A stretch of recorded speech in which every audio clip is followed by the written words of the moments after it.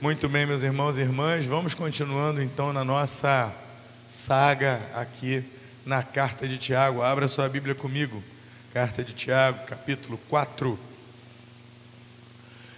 Desde já eu vou pedir perdão aos irmãos, porque todo domingo eu costumo abraçar um por um, apertar a mão de um por um. Hoje, nesse estado gripal, eu não abracei ninguém, não encostei em ninguém, estou me mantendo à distância e não vou cumprimentar os irmãos à saída, tá?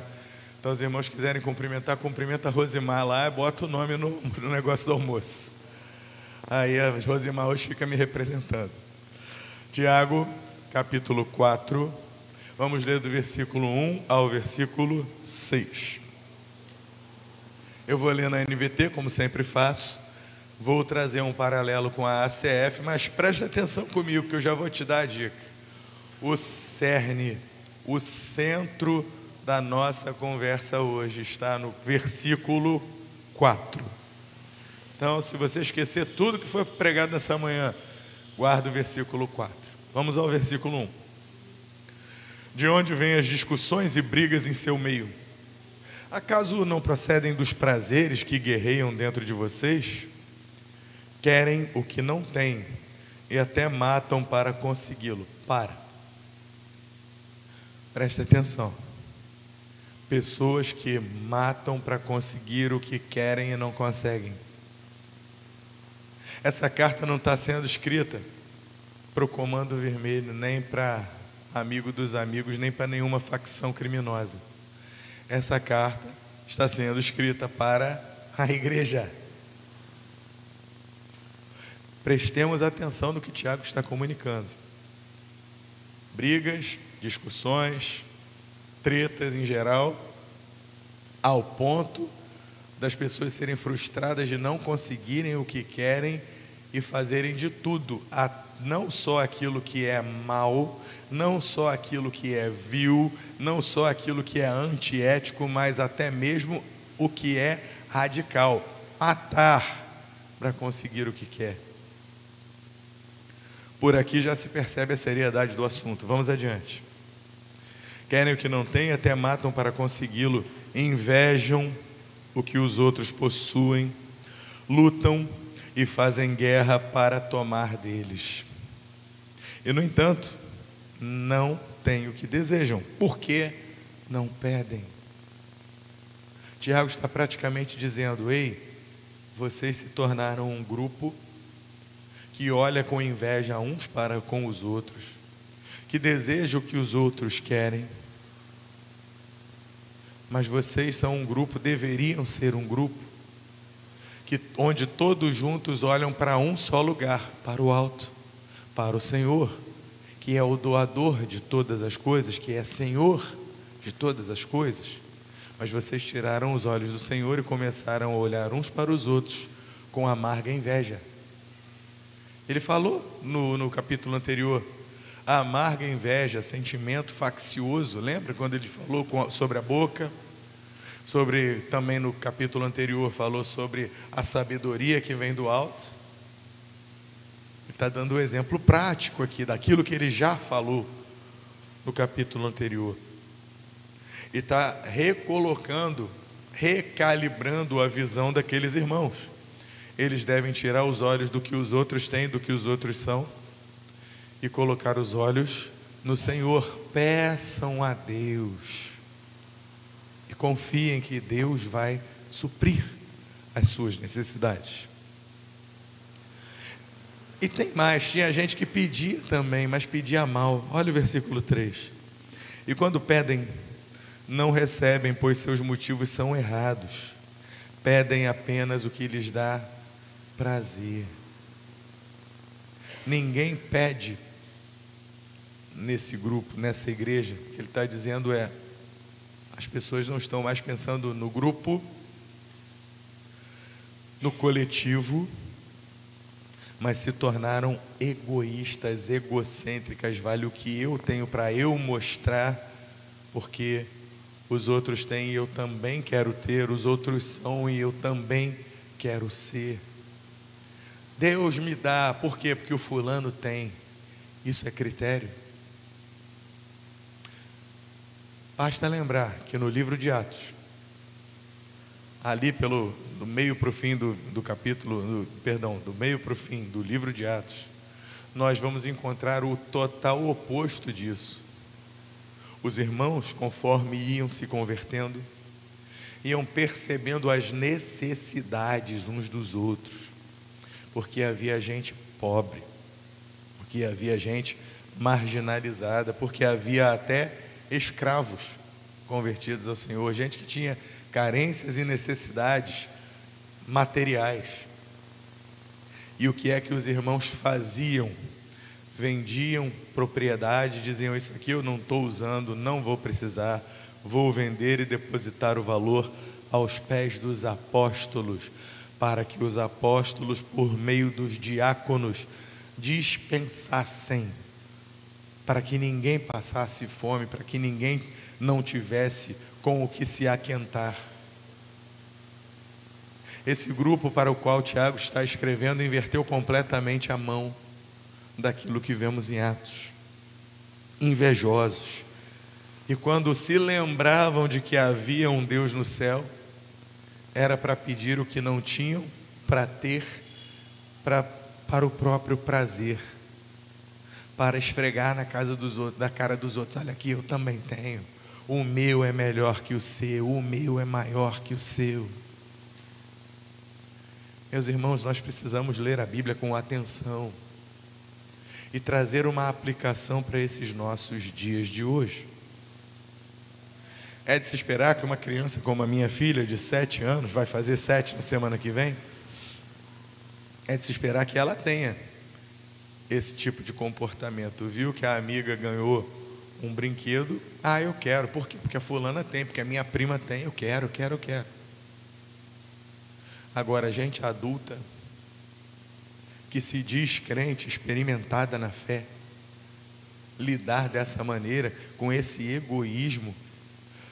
Sabe como é que o apóstolo Paulo fala sobre isso? Ele diz que isso é idolatria.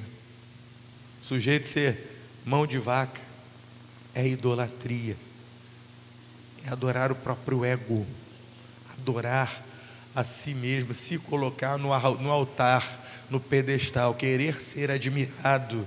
Olha, comprei o carro que vocês não têm, vejam como eu sou bom, como eu sou poderoso. Olha, me mudei para tal lugar, saí de São Gonçalo, vim morar em Niterói. Sabia que vocês iam rir dessa, mas tem um povo assim por aí. Você não, Gilson, você não, mas tem um povo assim. Vejam isso, pedem por seus motivos são errados, pedem apenas o que lhes dá prazer. Isso é ruim. Acabei de dar a senha aqui, ó, idolatria. Idolatria agrada ao Senhor, sim ou não? Então olha a palavra que Tiago vai usar no versículo 4, que eu falei que é o nosso centro hoje aqui, ó. Adúlteros. Brabo, hein? Adúlteros. Quantas vezes o Senhor, no Antigo Testamento, acusou Israel de adultério, exatamente porque adulteravam contra o seu Deus, adorando outros deuses. Idolatria. O que Tiago está dizendo aqui é: esse tipo de coisa que vocês estão fazendo, essa inveja amarga uns dos outros, o olhar para os outros e desejar o que o outro tem, isso aí tem nome, é idolatria. Isso faz de vocês adúlteros. Não percebem que a amizade com o mundo os torna inimigos de Deus? Olha que palavra dura. A amizade com o mundo os torna inimigos de Deus. Repito, se desejam ser amigos do mundo, tornam-se inimigos de Deus. São duas situações excludentes. Não tem zona cinza, é preto ou branco. Ou está vivo ou está morto. Não tem meio termo. Escolhei hoje a quem sirvais, já disse Josué. Verso 5. O que vocês acham que as Escrituras querem dizer quando afirmam que o Espírito colocado por Deus em nós tem ciúmes? Contudo, Ele generosamente nos concede graça, como dizem as Escrituras. Deus se opõe aos orgulhosos. Olha aqui, outra palavrinha, ó, orgulho. Essa inveja, ela é calcada no orgulho. Deus se opõe aos orgulhosos, mas concede graça aos humildes. Eu estou fazendo, e eu vou voltar em breve, aquela série que eu estou fazendo sobre encontros com Jesus. Por enquanto só preguei uma mensagem. E o meu foco nessa série de mensagens é exatamente nessa coisa aqui, do dar graça aos humildes e se opor aos orgulhosos. Estou usando como base aquele texto lá de Isaías, onde diz que todo monte alto será aplanado pelo Senhor, e todo vale será elevado, exaltado. Lembrando também aquilo que o Senhor Jesus disse: e todo aquele que a si mesmo se humilhar será exaltado, e todo aquele que a si mesmo se encher de empáfia, se elevar, quiser subir no pedestal e dizer: eu sou o cara, esse será humilhado. Não confunda o que o povo diz aí. Já chegou o tempo em que os humilhados serão exaltados? Não. Não é os humilhados serão exaltados, mas aquele que se humilhar perante o Senhor será por ele exaltado. E aquele que a si mesmo se exaltar será humilhado. Vamos orar. Pai amado, fala conosco, nos alimenta nessa manhã, em nome do Senhor Jesus, por quem eu oro. Amém. Veja, meus irmãos, eu vou começar com as palavras, com algumas definições do grego aqui, de algumas palavras. No versículo 1, a NVT diz: de onde vêm as discussões e brigas no vosso meio, no seu meio. A Corrigida Fiel diz: guerras e pelejas. Pois é. A palavra guerra aqui seria mais acertada, embora ele use briga. A NVT amenizou, mas não é briga não, é guerra mesmo. E vocês sabem qual é a palavra grega? Vocês vão cair para trás. A palavra grega, para que traduz aqui como guerras ou brigas, é polemoi, que vem de polemos. O que te lembra? Polemos? Polêmica. Polêmica é guerra. Aliás, eu vou ler aqui as traduções, que seriam guerra, batalha, conflito, luta. Tiago está falando aqui de uma gente que estava se engalfinhando, guerreando uns contra os outros. Não é exagero, portanto, que um pouco mais além, no versículo 2, ele diga que vocês até matam para conseguir o que não quer, porque era uma guerra de fato, polemos. Meus irmãos, que Deus nos livre de congregar, de fazer parte de uma igreja onde há guerra acirrada mesmo, guerra, briga. Não é só aquela coisa de o meu santo não cruza com aquele irmão. O pessoal fala, o Espírito Santo é o mesmo, irmão, para com isso. Não tem isso. Mas tem gente que é aquela relação figadal, eu não suporto fulano. Por quê? Porque quando eu tinha 12 anos, a mãe do fulano falou que ele era melhor que eu, pereré, parará. Começa o negócio, começa ali no nascedouro, e o sujeito com 50 anos de igreja, tá os dois dentro da mesma igreja ainda discutindo, brigando, querendo criar partidos. Para com isso, meus irmãos. Existe isso por aí, graças a Deus aqui na 22 não tem.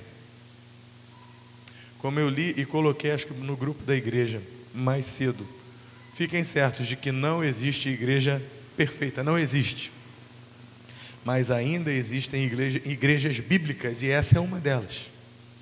Nós somos uma igreja bíblica, nós somos uma igreja que preza pela palavra em todo o seu conteúdo, quer ele seja agradável ou não seja. E já que estamos no meio da família, quando a polemoi ou polemos, a briga, a dissensão, a discórdia, a guerra, entra no seio da família, aí a coisa é terrível. E isso muitas vezes vai transbordar na igreja. Filhos e mulheres que são agredidos, homens que não são varonis, por assim dizer, mas que deixam tudo correr frouxo dentro de casa, e o filho acaba tomando a preeminência dentro de casa, e começa a fazer tudo de errado. Tudo isso vem desembocar na igreja, e vem causar adoecimento na igreja. Ah, pastor, que isso? Isso acontece? Acontece, aconteceu até na Bíblia. Vejam-se os casos dos filhos do profeta Eli, do sacerdote Eli, por exemplo. Veja o caso dos filhos de Arão. Arão tinha 4 filhos, 2 ofereceram fogo estranho diante do Senhor e morreram diante do Senhor por não levarem as coisas de Deus a sério.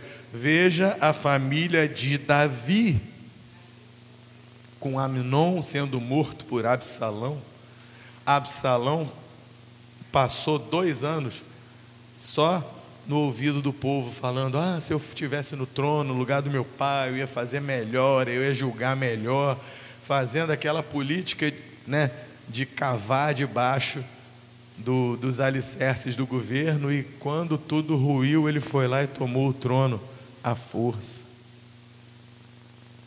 O pai precisa ser pai, a mãe precisa ser mãe. Precisamos direcionar, precisamos castigar. Essa palavra sumiu, desapareceu. Castigar virou palavrão. Tem que castigar. Você tem que castigar, tem que apontar o erro e dizer: você não vai ver televisão porque você errou nisso.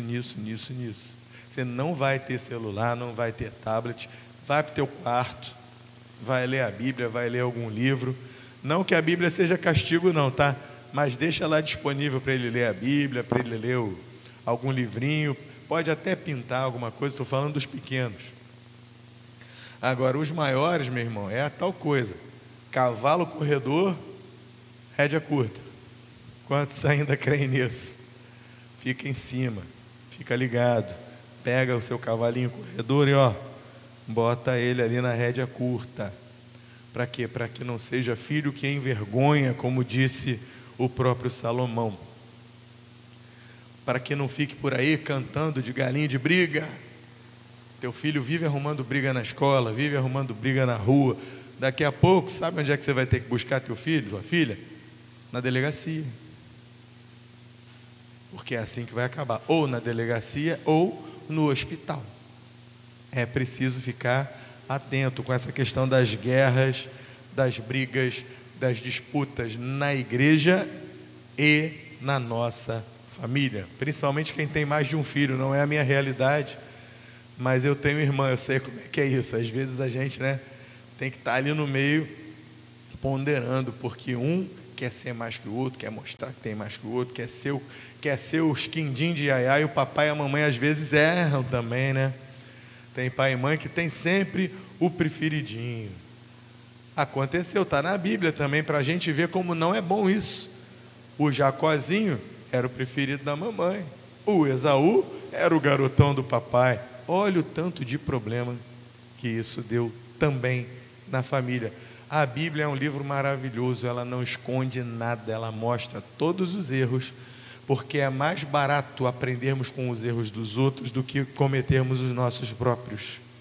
Então leia a Bíblia para você aprender com os erros dos outros e não repeti-los.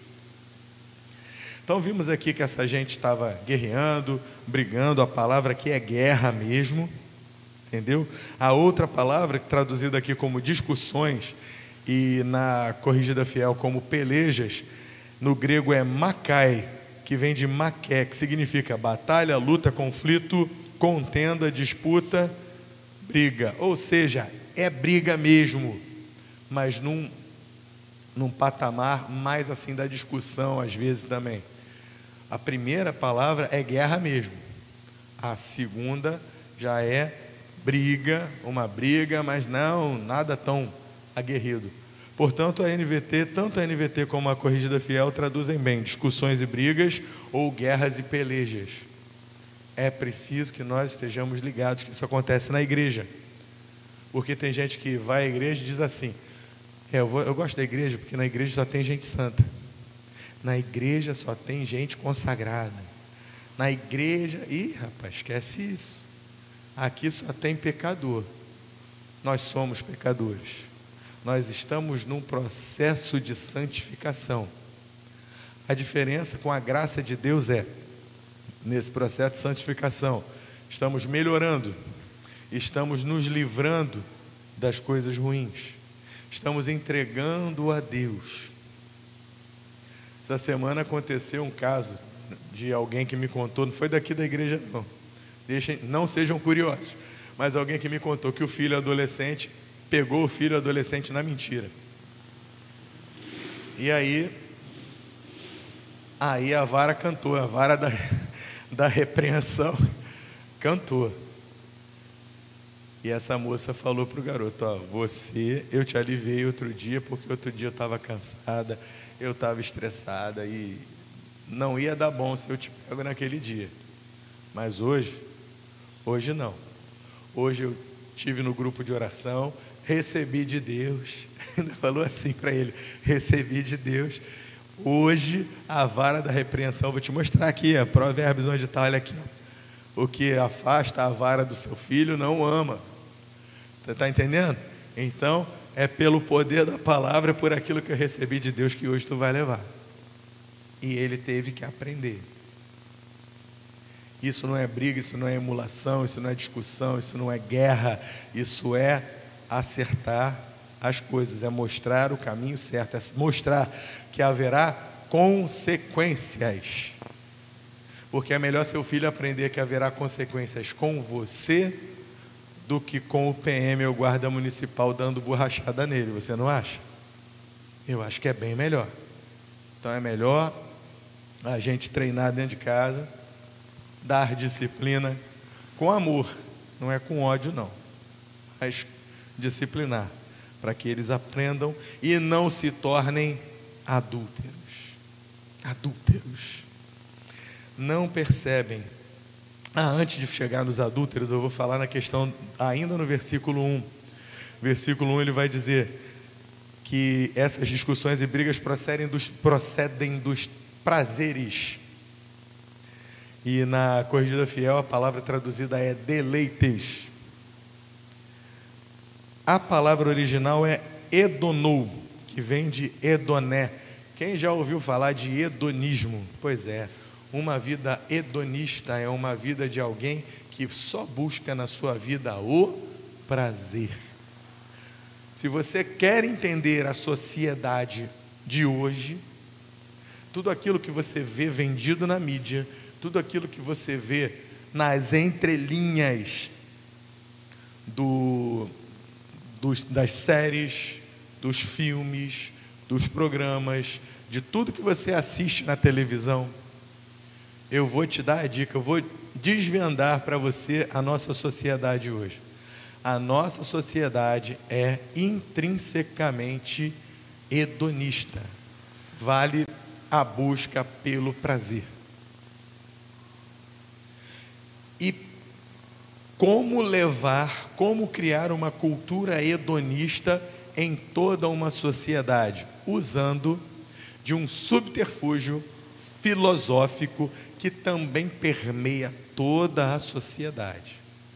Esse discurso hedonista, ele vem junto com a filosofia existencialista. Portanto, hoje, no Brasil e no Ocidente, de um modo geral, se você quiser definir a nossa sociedade judaico-cristã ocidental, estamos numa sociedade existencialista e com viés hedonista. Hedonista já expliquei, a busca pelo prazer. Mas o que é o existencialismo postulado, por exemplo, por Jean-Paul Sartre? O existencialismo é uma visão filosófica, segundo a qual Você vem para esse mundo como uma tela em branco. Imagina uma tela de pintor. Você vem como uma tela em branco. E você vai construir a pintura. Você vai fazer a pintura. Você é o único responsável. Já ouviu isso em algum lugar, né? Pelo seu prazer, pela sua vida, pelas suas dores. Você é o único que vai construir a sua caminhada. E qual é a grande pegada do existencialismo? Você veio e você vai construir a sua vida e vai olhar para trás ao final e vai dizer: construir algo legal.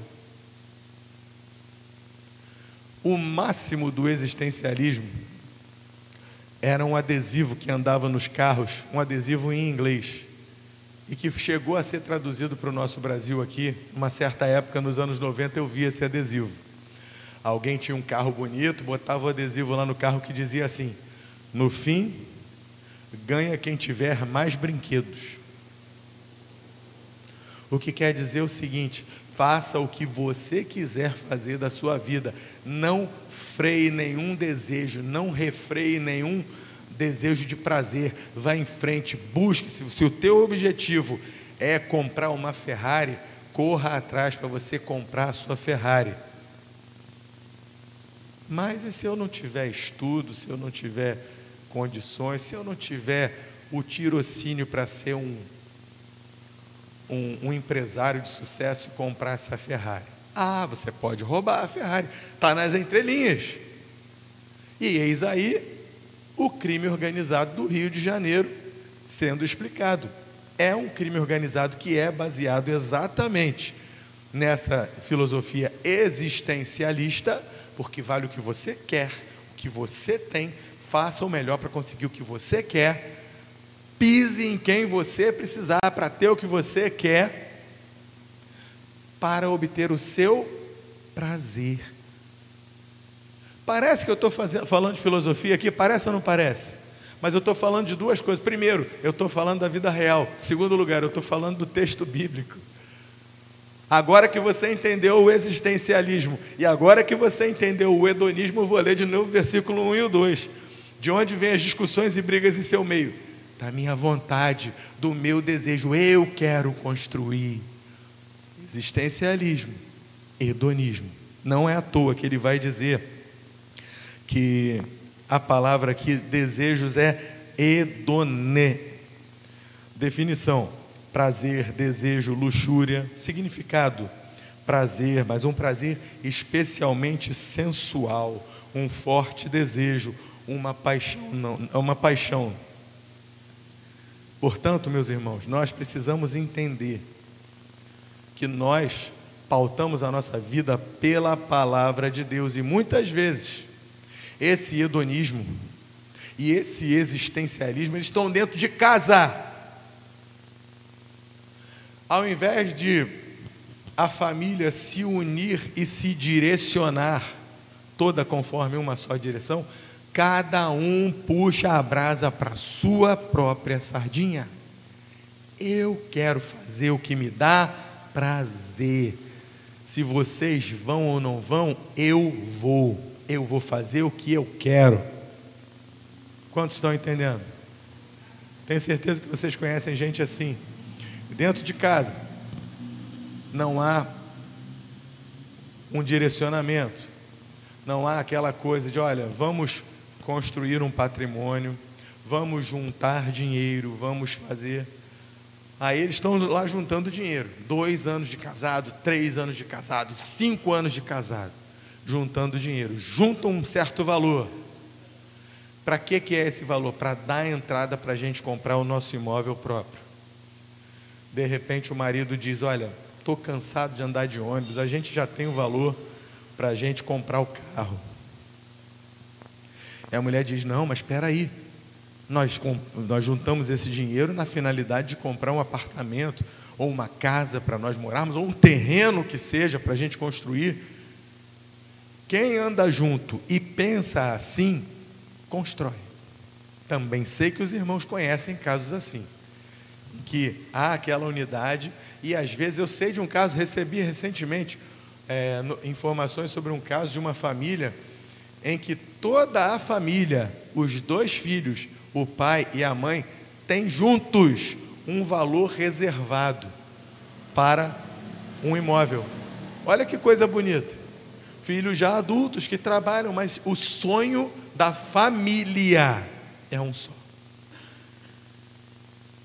Seria bom se a nossa família fosse assim, mas o egoísmo, mas o hedonismo, mas o existencialismo, muitas vezes causam rachaduras, e essas rachaduras vão abrindo e vão distanciando o marido da mulher, os pais dos filhos, e assim as coisas acabam não sendo construídas.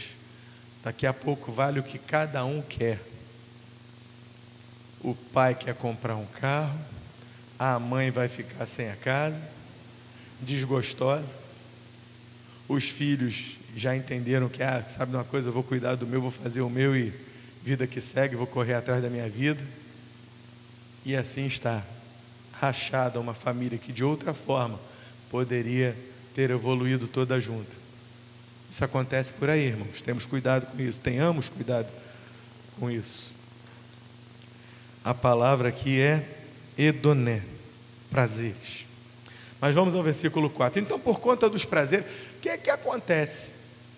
Quando o sujeito é casado, bem casado, é aquela esposa que cuida dele, que é bênção na vida dele, e de repente ele vê aquela secretária lá do trabalho dele, ou aquela colega de trabalho, e ela cheira bem, passa com aquele perfume envolvente, e ele pega ela olhando para ele, ela solta piadinha para ele, ela dá uma condição, e ele coça a cabeça, ele fala: meu Deus, essa mulher está me dando mole.